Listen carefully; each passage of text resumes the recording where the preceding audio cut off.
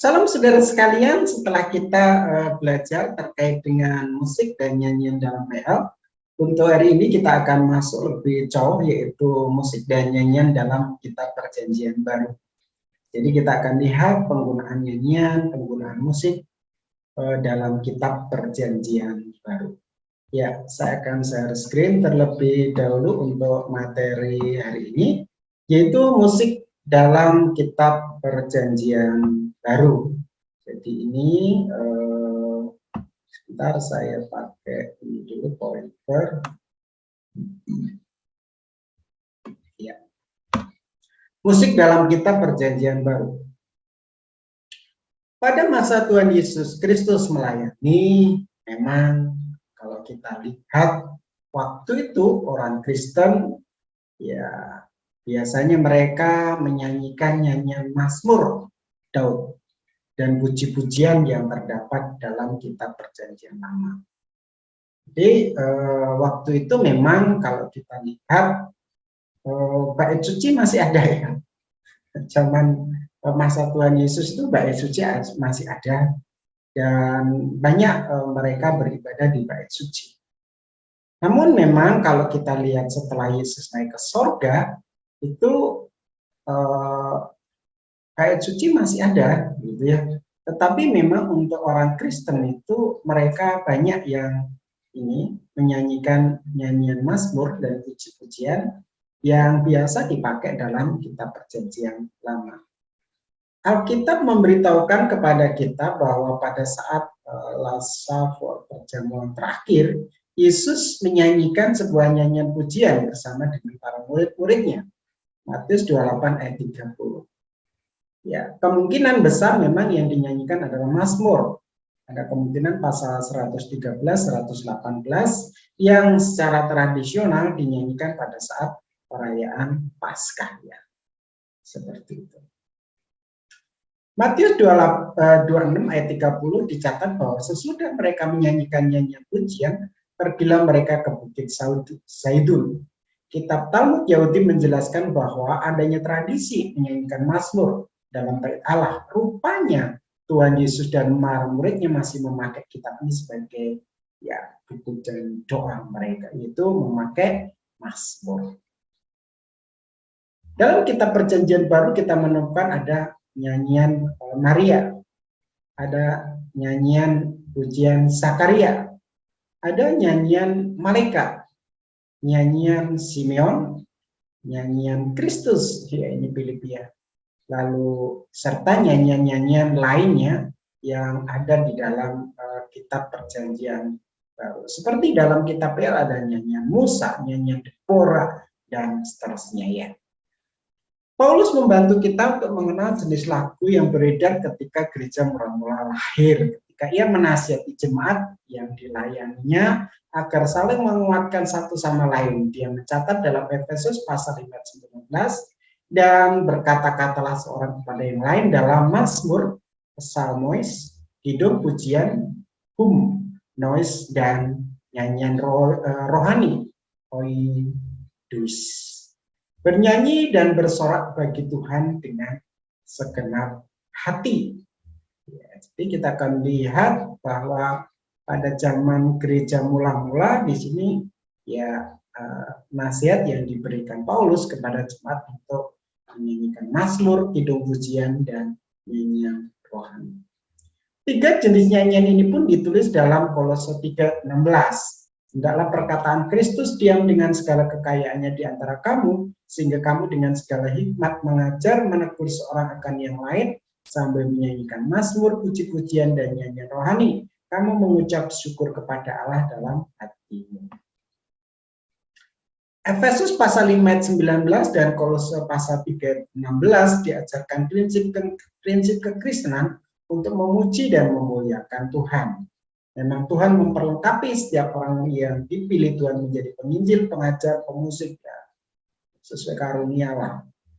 Nyanyian pujian dapat dipakai Tuhan untuk menyatakan kebenaran dan sebagai sarana untuk menyampaikan ucapan syukur, yaitu mengucap syukur melalui puji-pujian. Ya, jadi kalau kita lihat di dalam kitab Kolose ini memang ada prinsip ya, kalau kita lihat ya, di mana orang Kristen harus memuji. Dan memang Tuhan memperlengkapi setiap kita dengan karunia-karunia kita. Ya, mungkin talenta-talenta kita. Seperti orang Lewi yang memang dikhususkan untuk memuji, memuliakan nama Tuhan. Ya. Karunia yang diberikan Tuhan yang dikatakan Paulus dalam Efesus pasal 4 ayat 12 dengan tujuan apa? Untuk memperlengkapi orang-orang kudus bagi pekerjaan pelayanan dan pembangunan tubuh Kristus. Jadi setiap karunia yang diberikan itu untuk memperlengkapi ya dan pembangunan tubuh Kristus. Nasihat Yakobus kepada jemaat di Yerusalem bahwa kalau seorang bergembira, baiklah ia menyanyi. Dalam hal ini merupakan hal biasa yang dilakukan jemaat mula-mula sebagai ekspresi syukur dan sukacita mereka melalui nyanyian.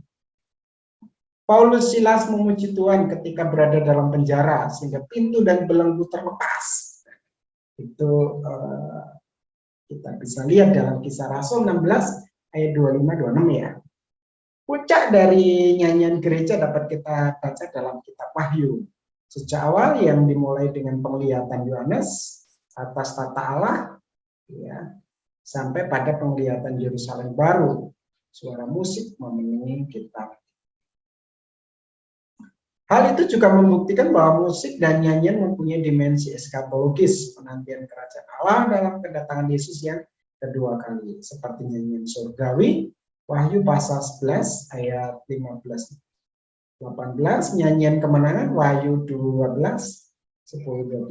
Aspek eskatologi harus menjadi perhatian kita dalam dunia ini ya. Gereja sebagai persekutuan orang-orang yang percaya kepada Allah di dalam Yesus Kristus. Di saat satu pihak ada persekutuan umat yang tengah beribadah di dunia, di pihak lain adalah persekutuan yang bersifat eskatologi, akan terus beribadah memuji nama Tuhan di surga. Oleh karena itu gereja harus bernyanyi dan mengembangkan musik gereja dengan baik. Ya, sampai pada masa kini gereja yang berjalan dalam proses menuju gereja yang berkemenangan. Pemulihan Pondok Daud, Kisah 15 ayat 16. Tuhan Yesus menyanyi sebagai persiapan jalan salib tadi ya. Matius 26 ayat 30, musik untuk perjamuan perkabungan. Matius 9:23 dan perayaan pesta. Lukas 15 ayat 25. Nyanyian dan tarian menyambut pulangnya anak terhilang. Di sini kalau kita lihat memang ada nyanyian dan tarian. Lukas 15 ayat 25. Kuasa pujian tak terbelenggu. Yang tadi ya. Kisah 16 tentang cerita Paulus dan Silas. Menyanyi dengan roh dan akal budi 1 Korintus 14, 15, 26 dan Mazmur pujian menyanyian rohani yang tadi sudah kita bahas dari Kolose 3:16 ya. Mazmur adalah pujian yang syairnya diambil dari kitab lama dan memang menjadi nyanyian dalam kitab perjanjian baru.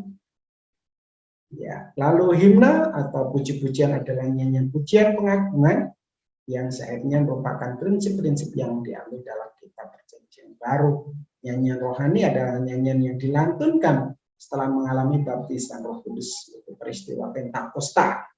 Kristus ikut menyanyi di tengah umat yang menyembah. Ibrani 2 ayat 2 ini Mazmur ini nubuatannya. Ya, seperti itu. Terakhir kita lihat ya.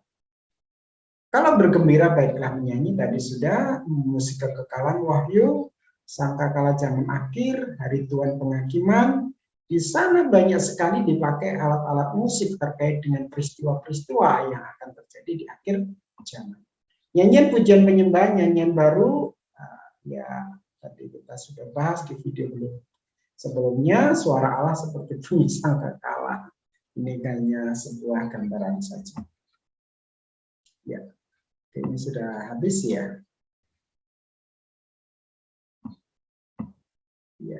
Jadi saudara sekalian, kalau kita lihat memang alat-alat musik yang dipakai di dalam perjanjian baru memang tidak dijelaskan secara rinci seperti dalam kitab perjanjian lama. Memang kalau kita lihat tadi, Tuhan Yesus juga last supper ya, perjamuan terakhir itu memang ada kemungkinan pasti dia akan menyanyi bersama dengan murid-muridnya, dan biasanya yang dinyanyikan adalah mazmur. Lalu pada zaman gereja mula-mula, awal-awal kekristenan, mereka memang beribadah di rumah-rumah dan tidak dijelaskan alat musik apa yang dipakai. Ya, tapi biasanya mereka itu adalah melaksanakan, ya boleh dibilang ada 3, yaitu mazmur, kidung pujian, dan nyanyian rohani. Seperti itu. Dan mereka menyanyikannya. Memang dalam PB hanya dijelaskan bahwa alat musik biasanya dipakai untuk perkabungan, untuk acara pesta. Namun untuk ibadah kekristenan itu memang tidak dijelaskan lebih rinci dibanding dengan kitab Perjanjian Lama. Ya. Jadi hanya dikatakan bahwa mereka bermazmur, ya, kidung pujian, dan nyanyian rohani. Itu saja. Ya, saya rasa itu yang saya bisa sampaikan. Terima kasih banyak.